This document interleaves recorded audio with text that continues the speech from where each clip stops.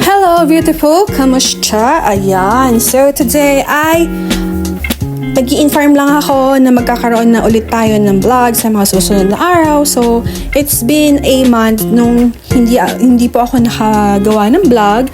But today, ayun. So, nakagawa na ulit ako ng vlog about sa ating mga favorite Gymnocalcium, cactus, astro, and even succulent. So, ang una kong i-update sa inyo is yung mga succulent na natira dito. Konti na lang sila, pero wapak pa rin sila. So, magkakaroon din tayo ng pagpa-flex ng ating mga plants and even yung mga succulent natin.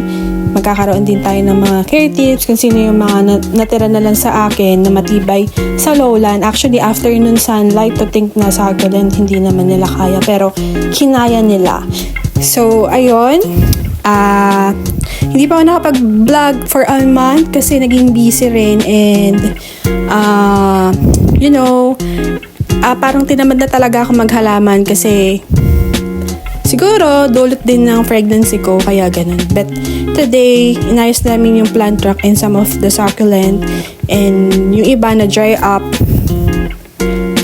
Yun, basta ganun. So, mag-update po ako sa mga susunod na araw. Abangan niyo po iyan. And thank you again sa mga patuloy pa rin na sumusupport sa ating vlog.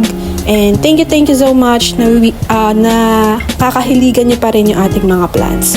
So, itong in-upload ko today is just a highlight. So, ayun po yung mga sa susunod nating mga vlog. So, ayun. Thank you for watching at Everything Nice at Mitch. And thank you pa rin at naibigan niyo pa rin ang ating plans kahit hindi tayo madalas mag-vlog. Maraming salamat pa rin sa inyong panonood.